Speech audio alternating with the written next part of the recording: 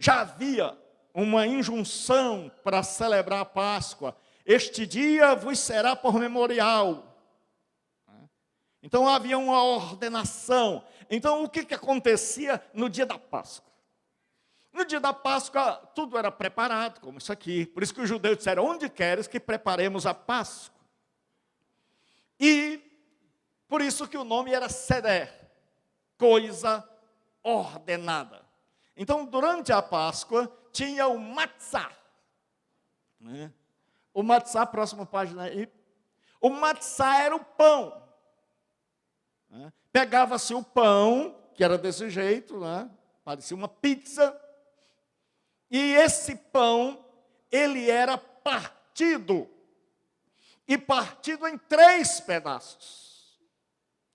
E um pedaço desse, que é o chamado afikoman, ele era guardado. Até hoje, os judeus guardam, porque afikoman quer dizer escondido e depois achado. Aí você vai ver que Deus já estava pregando aos judeus por meio da sua santa misericórdia e graça. Então até hoje o judeu esconde o pão e manda os meninos procurarem o pão. Que até hoje eles ainda não encontraram Jesus. Eu e você já encontramos o afikoman. Eu e você ele já se revelou a nós. Ele diz, quem não comer da minha carne, não beber do meu sangue. E não é ceia não. Comer a carne e beber o sangue é receber todo o sacrifício de Jesus em nosso benefício. E eu já recebi, você já recebeu. Então o que acontece? Eles escondiam. E quando você pergunta a um judeu por que 3 pedaços, ele diz porque nós temos 3 patriarcas. Abraão, Isaac e Jacó. E qual foi era o segundo pedaço que era escondido. Qual foi o segundo patriarca? Jacó. Isaac foi aquele que foi lá para o Monte Moriá. Então Deus faz tudo conforme a sua bondade. Então, continuando para a gente entender isso aí, depois havia, próxima, 4 cálices. Na festa da Páscoa, tinha 4 cálices. Pastor, e o que tem a ver? O senhor leu uma coisa? Tenha calma, você está entendendo a Páscoa. A Santa Ceia foi fundada durante a Páscoa. Jesus está no jantar da Páscoa. E nós vamos ver quando ele disse aquelas palavras. Então, no judaísmo tinha 4 taças em cima da mesa. E aí eles começavam a celebrar a Páscoa, já tinham escondido o matzá. E aí vinha o primeiro cálice, que era o cálice da consagração e da santificação, onde eles lembravam e recitavam. Se fosse hoje assim, o negócio seria difícil. A história da primeira Páscoa. Então eles se levantavam e recitavam. O povo lembrava de Bíblia. Aí depois vinha o segundo cálice, que era o cálice da libertação. E aí eles recitavam as pragas que Deus mandou sobre o Egito. Depois vinha o terceiro cálice. Foi nessa hora que Jesus foi celebrar a Páscoa, a ceia. Nesta hora do terceiro cálice, porque era o cálice da redenção. Então o judeu vinha, tomava um cálice e esperava. Na Páscoa a gente faz diferente. A gente primeiro come o pão. Depois a gente bebe o cálice. Aí no terceiro cálice, que era o cálice da redenção, eles traziam o matzá escondido. Agora, Jesus está dizendo, olha, no terceiro cálice, na redenção, eu me manifesto. E Jesus está fazendo tudo isso ali para que o judeu entenda. Para que os seus discípulos, porque o desejo de Jesus, irmãos, eu acho uma coisa terrível você esperar até o domingo e você sair daqui morrendo de fome.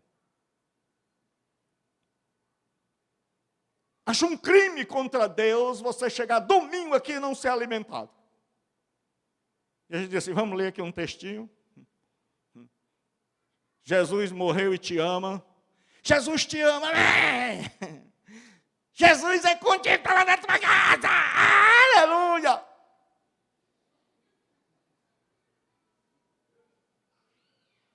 No dia que acontecer isso, você diga assim: prega a palavra.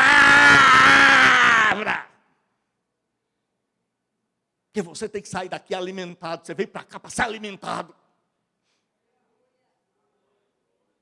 Não dá mais, irmão, para você passar 25 anos dentro de uma igreja e não saber nada. E quando a gente vai falar as coisas, que foi? E aí agora eles vão comer.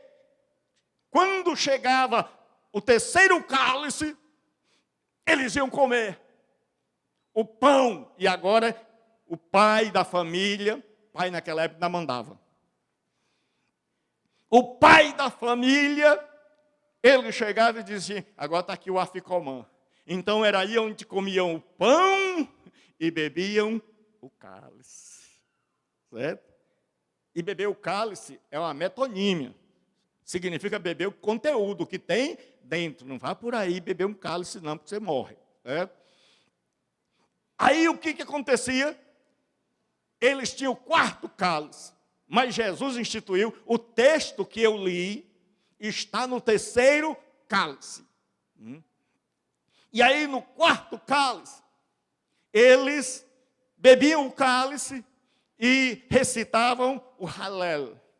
Halel quer dizer um cântico de louvor, era do Salmo 116 ao 118, onde tem uma tradução que diz assim: preciosa é a vista do Senhor a morte dos seus santos. Mas no hebraico não é preciosa. Deus não acha precioso, Deus não acha bonito. Eu acho que é o pastor Walter que está ali. Eu fiquei pensando que era. Então, a palavra no hebraico original é pesado. E é pesado ao Senhor a morte dos seus santos, ou seja, dói no coração de Deus quando um cristão morre. E aí termina a Páscoa, diz assim: e tendo Jesus cantado um hino, ou seja, tomou o quarto cálice e cantou o hino. Mas no terceiro cálice ele diz aquilo que eu citei. Agora nós vamos para o texto, para não dizer assim: vixe, pastor, o senhor fala tanto de sair do texto. Todo mundo entendeu até aqui? Amém. Botei até desenhada. Então agora nós vamos ver a teologia dramatizada. Jesus agora vai fazer a ceia do mesmo jeito, de tal maneira que eu e você possamos entender. E ele vai celebrar a ceia. Que eu acho que a ceia era para ser um culto onde a gente reduzia tudo.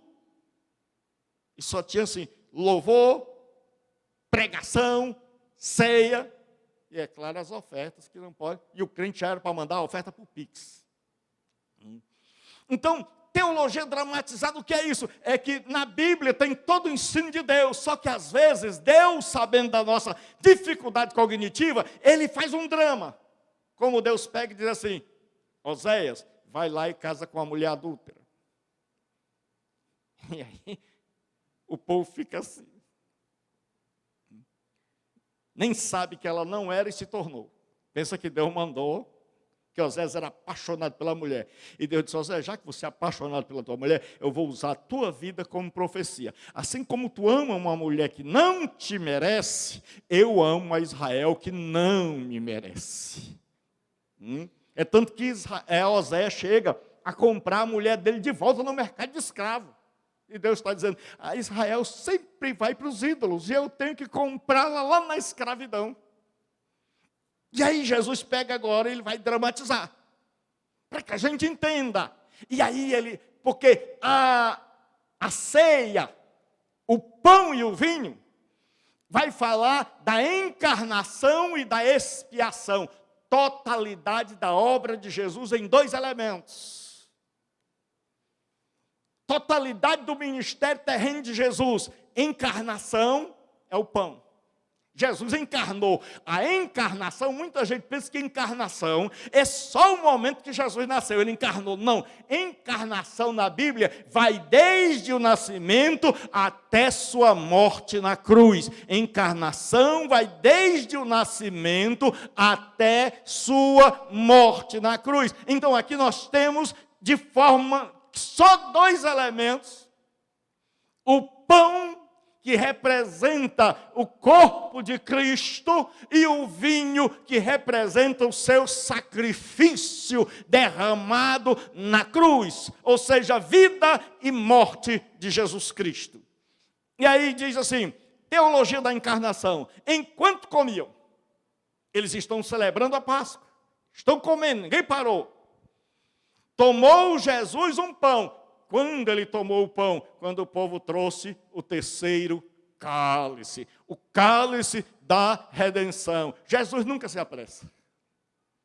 Ele faz tudo na hora certa. Pastor Gilberto, estou precisando do agir de Deus. Tenha calma, porque ele só faz na hora certa. Mas o importante é que sempre faz. Espere. E aí diz assim, enquanto comiam, tomou Jesus o pão, um pão, e abençoando-o, partiu e o deu aos seus discípulos, dizendo, tomai e comei, isto é o meu corpo. Tomai e comei, isto é o meu corpo. Jesus está dizendo para vocês entenderem. Eu encarnei, e o Verbo se fez carne, e habitou entre nós. Aí bota aqui, pessoal, depois dos cálices. E o que Jesus fez? Deixa eu ver meu tempo ali. Enquanto comiam, tomou Jesus um pão e abençoando-o, partiu e o deu aos seus discípulos, dizendo, tomai e comei, isso é meu corpo. Quando Jesus institui o primeiro elemento, ele está dizendo, lembrem de todo o meu ministério terreno. Lembrem que eu encarnei. Não foram vocês que foram até mim. Fui eu que desci a vós. Não foi vocês que me tornaram seu pastor. Fui eu que vos amei e vos tornei ovelhas do meu pastoreio. Jesus diz, não foste vós que me escolhestes, mas eu vos escolhi e vos nomeei para que vades, deis fruto e o vosso fruto permaneça. Então, Jesus, em sua encarnação, ele se igualou e se solidarizou, como nós dizemos na teologia, conosco. Ele agora é um homem que representa os homens. Por isso ele vai se batizar. E no batismo, ele está dizendo, agora eu sou igual a eles, para substituí-los na pena. Então Jesus veio para ser igual a nós. Como dizem os estudiosos, todos os homens querem ser Deus, só Deus quis ser homem. Todos os homens querem ser Deus, mas Deus resolveu ser homem.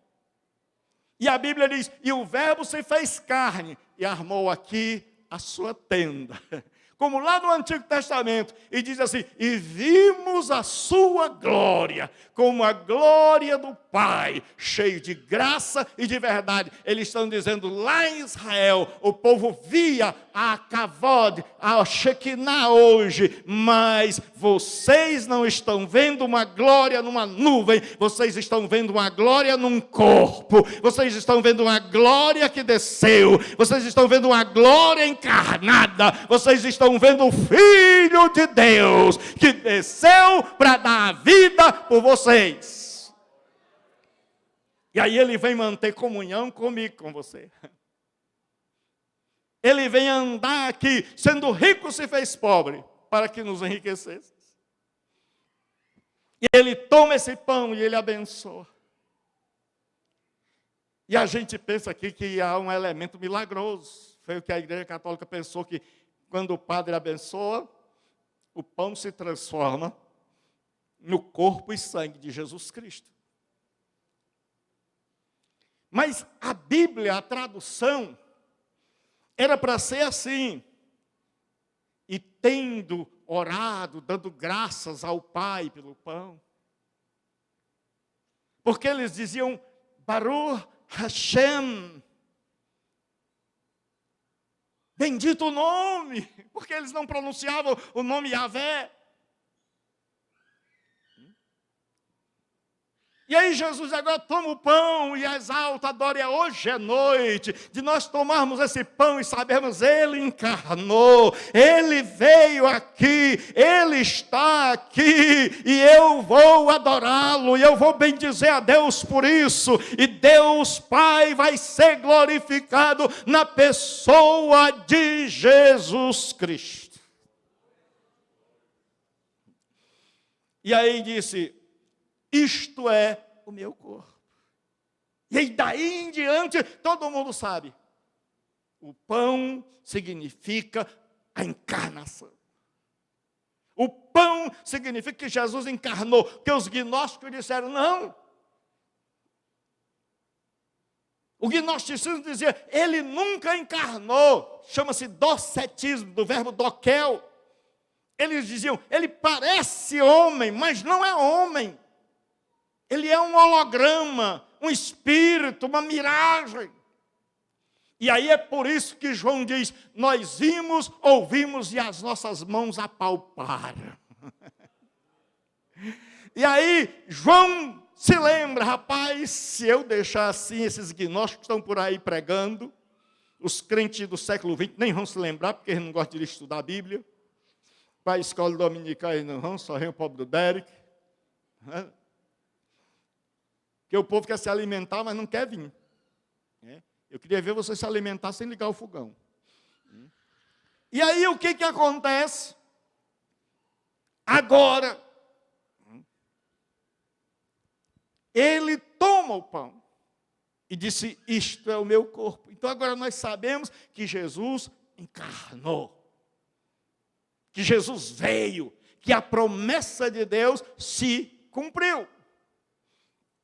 Aí, nós sabemos agora que Jesus, durante toda a sua vida, porque Jesus e seu ministério está dividido em 3 partes. A parte que a gente chama do obscurantismo, que é onde ninguém o conhecia, vai de 0 a 30 anos. Ele morava numa cidade desconhecida, era filho de um carpinteiro, a cidade já não era de boa fama. Depois nós temos o período da popularidade, é onde todo mundo quer saber quem é Jesus. Até Caifás quer saber quem é Jesus, todo mundo agora. Ele está popular, todo mundo quer recebê-lo em sua casa. E aí, a última fase é a fase da rejeição. Quando Jesus bate de frente com a religião. Porque o grande mal nosso é que nós queremos um Jesus, porque o Jesus que muitas vezes eu e você criamos, é produto da nossa mente. É um Jesus segundo Gilberto, não é um Jesus segundo a Bíblia. Os judeus tinham feito um Messias segundo eles, político, que vinha para resolver o problema dos romanos, botar os romanos para fora, e não o problema dos pecados deles. E quando Jesus veio e disse que eles tinham pecado, que eles precisavam mudar, os judeus disseram, agora não. Agora nós não te queremos mais, não dá certo, nós vamos dar de presente para você uma cruz. E aí o que acontece? Quando Jesus termina seu ministério, ele agora vai para a teologia da morte, que é o vinho. Que é isso que simboliza. Você diz, pastor, eu nunca pensei que 2 coisas pudessem dizer tanto. E se eu fosse pregar aqui, graças a Deus já me deram uns minutos ali.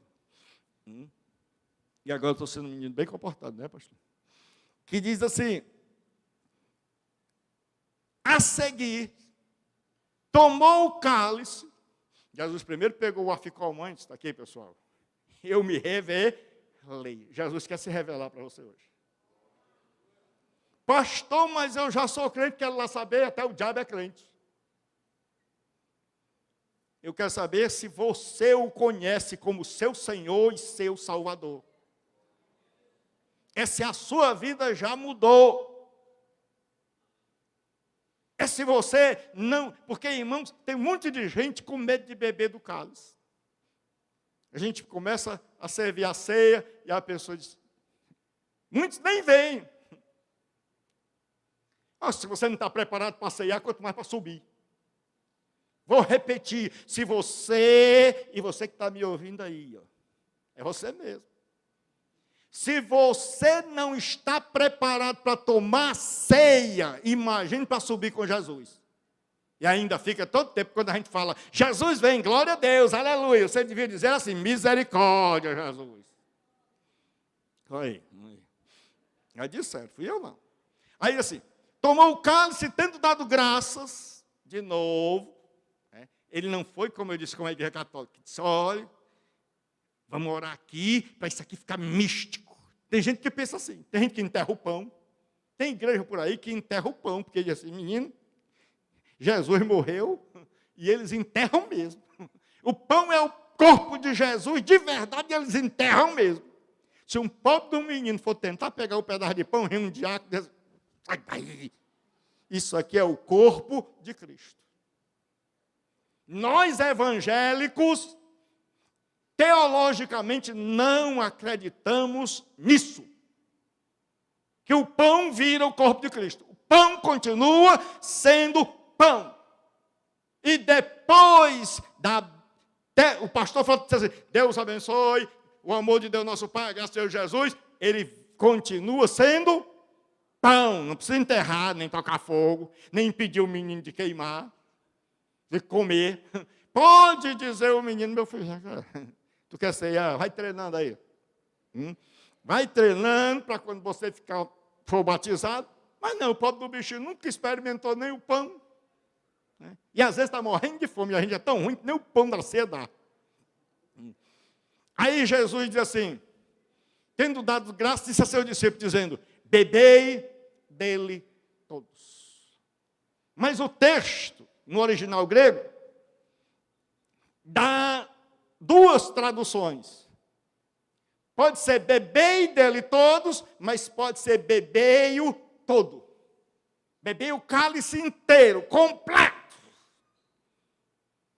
Jesus está dizendo, assuma o meu sacrifício na sua inteireza, na sua plenitude, completo. Porque eu sempre digo, é fácil tirar foto no Monte Sinai. Aliás, não é fácil não, porque só vai lá quem tem dinheiro. Mas é difícil tirar foto no Monte Calvário. Pastor Frota, quando for lá a próxima vez, ele vai tirar uma foto no Monte Calvário. Dizer assim, olha pessoal, aqui o negócio aqui. O pastor Gilberto sempre falou, olha como não é bonito, olha como é feio. Isso aqui revela que ele tomou o cálice. E eu e você não podemos ter um cristianismo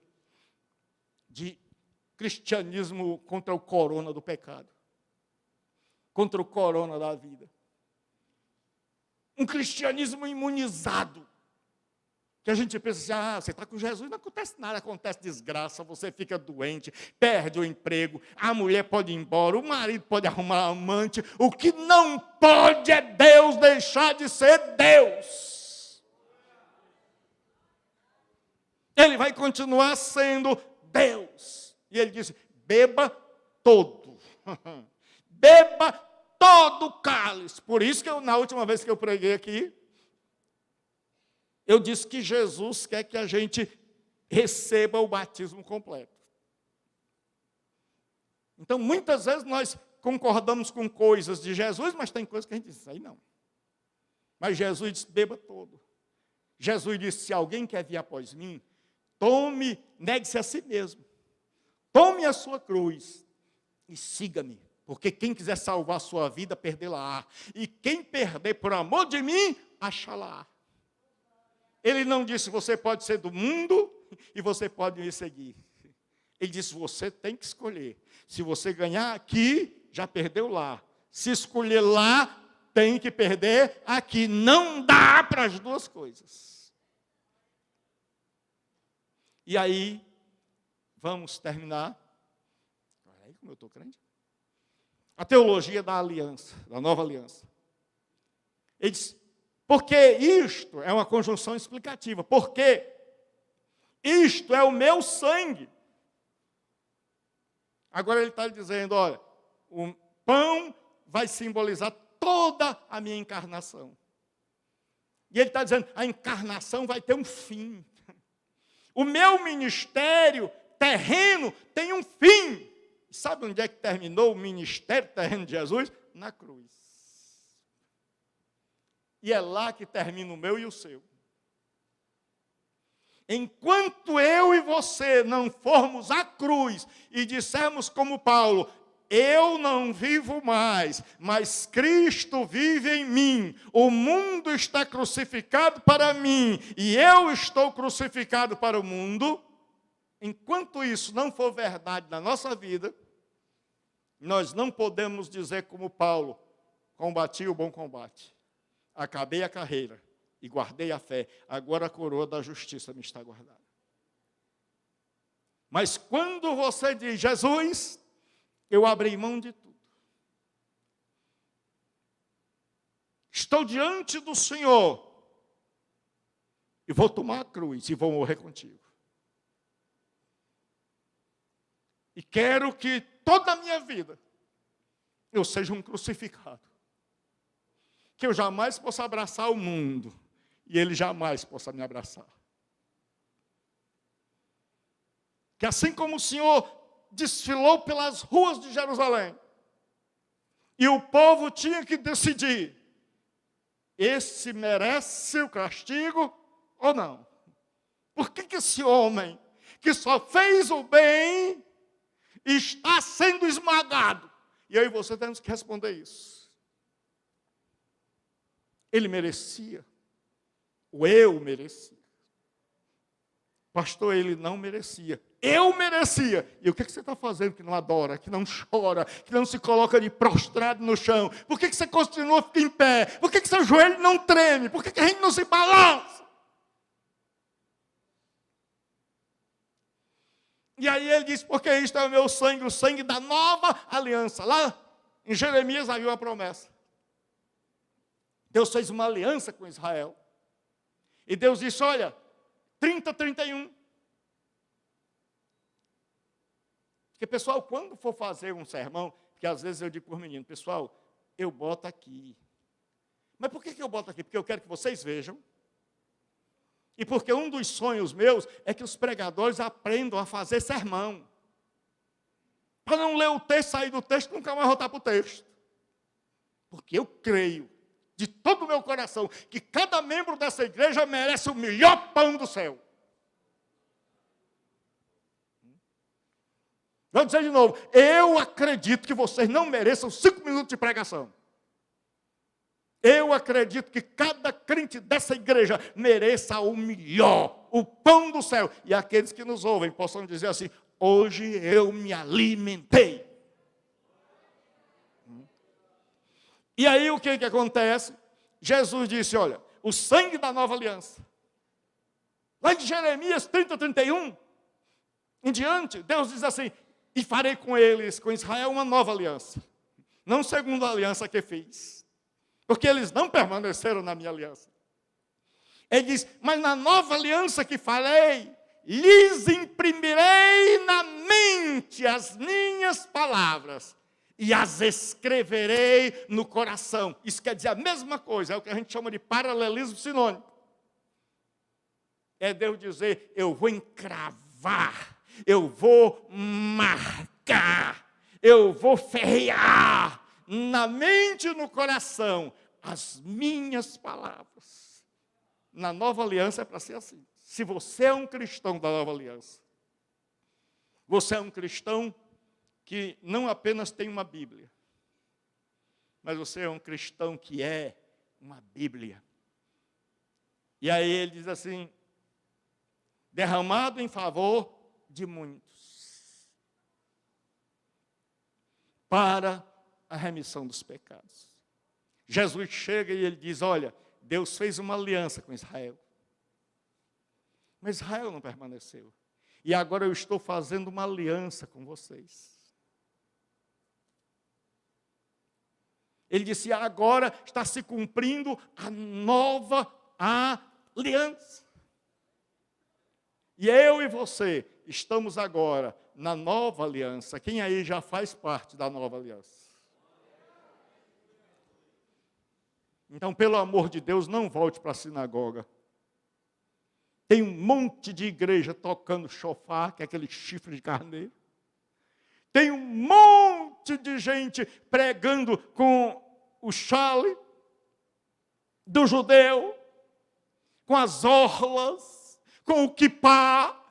Eu não estou na antiga aliança. Eu não sou judeu, não sou discípulo de Moisés. Eu creio que o Messias profetizado por Moisés veio, que ele encarnou, que ele se fez carne e que ele deu sua vida por mim, terminou seu ministério, ressuscitou da morte, subiu ao céu e está à direita do Pai, esperando a adoração da sua igreja. Que Deus abençoe.